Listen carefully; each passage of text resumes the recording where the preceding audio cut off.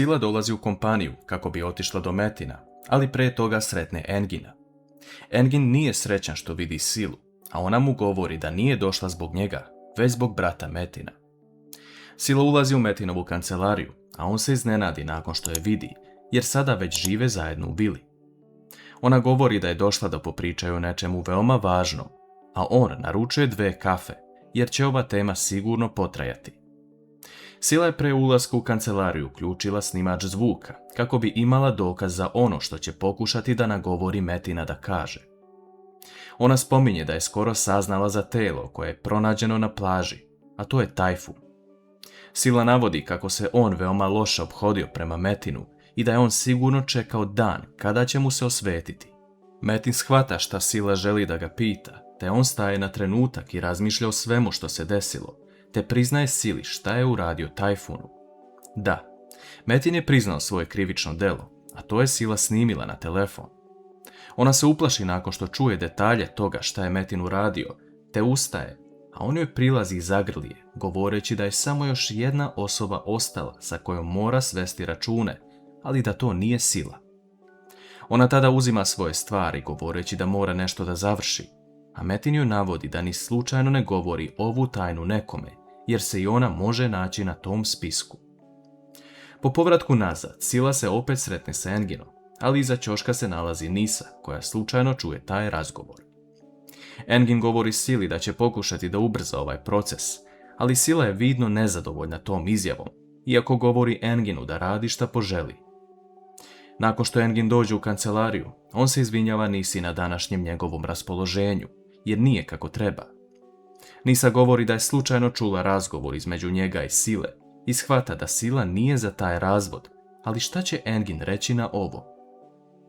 U vili Mukader preko Gulsum zove Hančar i sinem da dođu u dnevni boravak, kako bi popile kafu sa njom. Ovaj poziv izgleda čudno Hančar i sine, ali one odlaze jer Mukader ima sigurno nešto da im kaže. Mukader se pravi da je ona kriva i priznaje svoju krivicu, tako što se izvinjava snajama na svemu što je uradila i shvata da su oni porodica koja treba da se drži zajedno, a Hančar i sinem se samo pogledaju. U tom trenutku Derja zove Gulsum na telefon kako bi nekako pokušala da izvede Olgu ispred kapije, što Gulsum i uradi. Olga odlazi da nahrani mačke, a Derja joj prilazi, govoreći kako je došla do čoveka koji je glumio njenog brata pred Džemilom.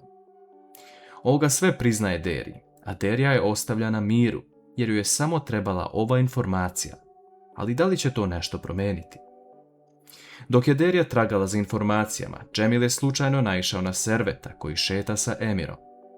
Džemil pomisli da je Servet pronašao Emira i da će mu se preko njega osvetiti, te odlučuje da ih prati.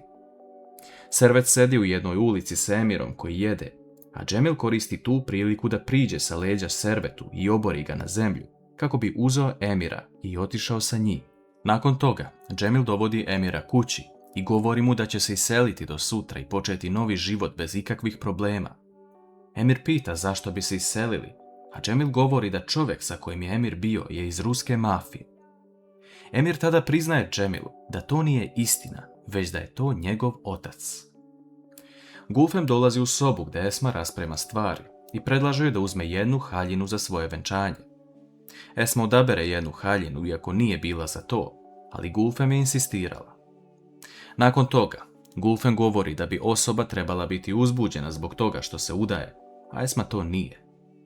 Ona govori da je već stara i da je Ertugrul tu samo kao njena podrška u životu, kao i ona njemu, ali i tu je da bude uz nju u toku sudskog procesa.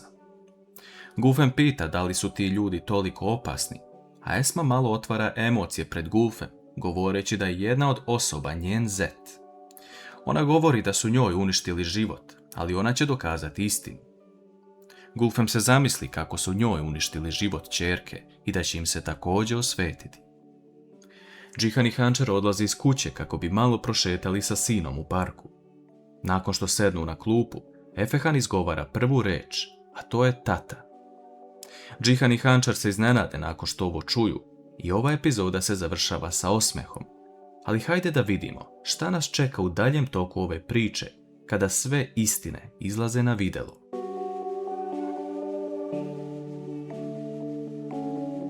Sinem izlazi iz vile i na vratima sretne Silu, koja je bleda i zbunjena.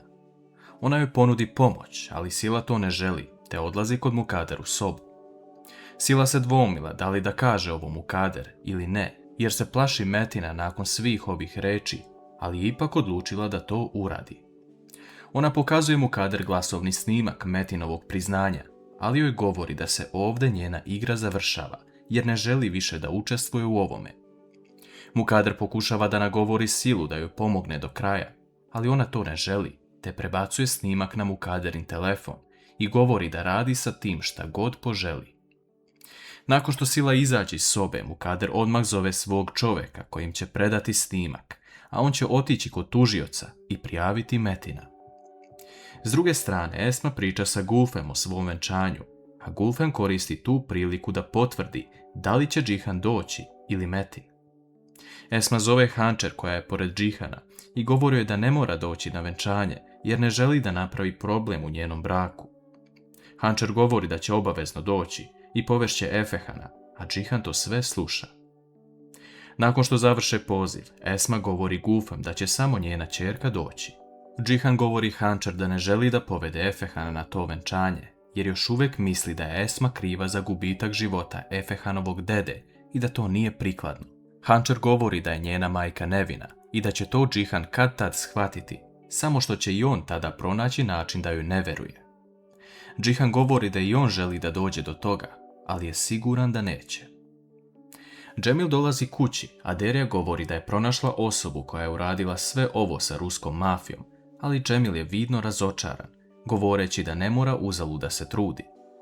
On je saznao da je to Servet, Derin bivši muž, i da ona nema potrebe da objašnjava, jer je sve rečeno. Da li će Džemil preći preko ove Derine laži? Mukader kreće sa automobilom da se nađe sa svojim čovekom kako bi prijavila Metina, ali u jednom trenutku ispred sebe vidi Metinov automobil i njega ispred.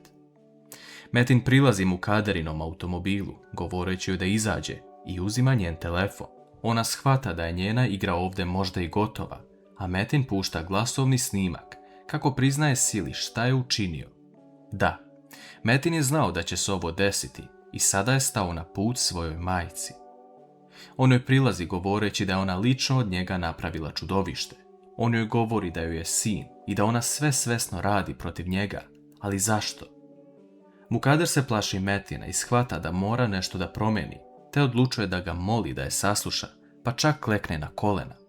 Mukader dodaje da je ovo sve Sila uradila i da ona nema ništa sa tim, ali Metin shvata Mukaderine namere, govoreći da mu prizna da je krenula sa ovim snimkom kod tužioca i da ne može više svaljivati krivicu na druge, jer je uhvaćena na delu. Ona govori da se plašila za njegovo dobro, da će naneti zlo nekome, možda svojoj ženi ili ćerci, a Metin tada govori da ni slučajno ne spominje njegovu ćerku, inače će završiti gore nego Tajfun. Metin ne može više da izdrži, te otkriva Mukader da zna celu istinu i da je svestan da ga je ona stavila u mentalnu ustanovu. Metin se tu ne zaustavlja. On dodaje da zna da je ona kriva sve za njegovog oca i da je kriva isto kao Nusret, a da je zauzvrat odobrila Džihanov brak sa Bejzom. On govori da će sve reći Džihanu, pa da Mukader onda vidi da li neko laže ili ne, jer će Džihan duboko istražiti ovu temu, a Mukader neće moći da pronađe spas.